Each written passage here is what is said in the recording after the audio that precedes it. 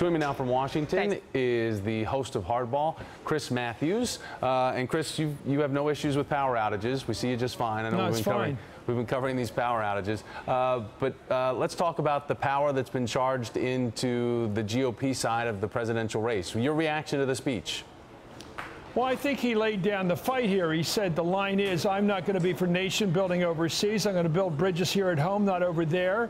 It's a direct charge against the neocons and the piggish money behind them right now. I mean, you talk about big money being spent against them. Let's lay out who these people are.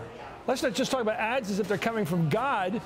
There's a rotten crowd out there that is very hawkish in the Republican Party, wants to fight more wars. They want to do more regime change, more nation building. Let's go through the list. They wanted to knock off Iraq. Then they wanted to knock off Egypt. They wanted to knock off Syria. They want to knock off Iran. They already did Libya.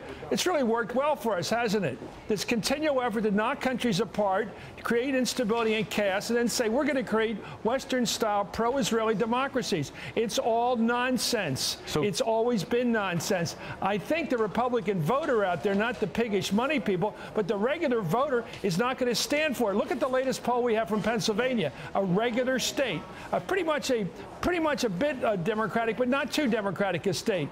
Rand Paul's beating Hillary Clinton there by a point. That tells me all this money, this piggish money, that's a term we used in the 60s for the hawks, all this money that's trying to create a right-wing, hawkish Republican nominee for president may not sit too well with the average Republican voter, because the cloth coat regular Republicans who send their kids to war are not the ones who pay for these ads. They're totally different people. The ones who send their kids to war and come home maimed and wondering what the hell they were doing it for, those people are not impressed by these goddamn ads.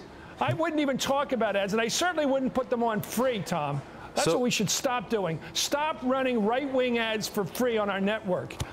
Well, I don't think we can filter out the fact that attack ads started right away. Who paid for the ads? So the Foundation for Secure and Prosperous America is the person. Come on. Is the group the behind Committee for the ad. Present Danger. They're all front groups. They're hawkish right-wing front groups. Call them what they are. Let's not pretend like some nice people got together and thought we ought to go to war and nation build and knock off another government. That's what we're doing here. And I salute Rand Paul for having the guts to take on this crowd. He may be the only Republican candidate who's doing it, which makes him worth watching.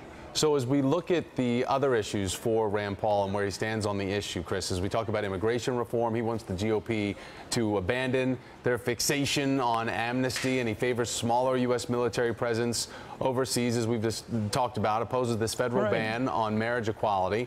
So how are his positions going to stack up against other GOP candidates? Well, and the only one we have officially in the race is Cruz. He's not for big government. He's not for a big foreign establishment. He's not for nation building, as he made clear. It comes through, Tom, again and again. He's making clear, I am not George W. Bush, nor the crowd of clowns around him. I think the interesting story that hasn't been told here is that the Republican, regular people out there, what Nixon used to call the cloth coat Republicans, not the rich people, they're not hawks. They don't want to go into another Gallipoli or another war like this Iraq war. I'm just looking at a movie. We're having Russell Crowe on tonight to talk about where the Australians got burned with a stupid war in Gallipoli. The American people don't want to go back to another Iraq. They don't want George W. back. And that's one problem that Jeb has. They don't want more of that. They saw the absurdity, the real absurdity of that war. And they don't trust them either when they talk about WMD yet. So we'll see. It's going to be an interesting fight. Everybody's tough on Obama because he's not strong. But when it comes down to we go to another war, that's what they're afraid of, because that is the alternative with Iraq. And with Iran, it goes to war. And I think Republicans are smarter than their leaders. That's what I think. All right, well, Rand Paul is officially in the race, and as you pointed out tonight, Chris, you have Russell Crowe as a guest. That's a great, he's coming on tonight. Great guest. But we're going to be talking about what you're talking about. I think the big story is the one you're on, Tom, which is Rand Paul. I think it's not like it was back in 2004. It's not like it is. All you have to do is say I'm against the war, and somebody like Rudy Giuliani, it pops up like a cuckoo clock and says, oh, you got to remember 9/11. It's not going to be that simple anymore, because people know there was no connection between 9/11 and going to war in Iraq. It did nothing to keep us safe. It was just more killing, more Islamic hatred, more jihad, more war. And the American people do not think that's the solution. He did say, though, that it was radical Islam. Chris, you heard that in the speech. Yeah. That is the, name it for what it is, that is the biggest threat out there. Yeah. I mean, so he's not afraid to throw down and use that phrase. No, he's covering himself on that. His philosophy is those guys were wrong. All right, well, we can catch We'll Chris. hear more of this. We'll hear more. When nation building, Tom, was the magic phrase. Right. He knew what he was saying. Let's not go over there and try to create another Jefferson-style democracy in the Middle East. That was a mistake. That was a red herring. We're going to see you tonight, Chris, on Hardball, 7 p.m. I'm Eastern. kind of excited about this. I think Rand Paul, whatever we disagree with, I think it's great that he's taking on maybe the media here and our understanding of things.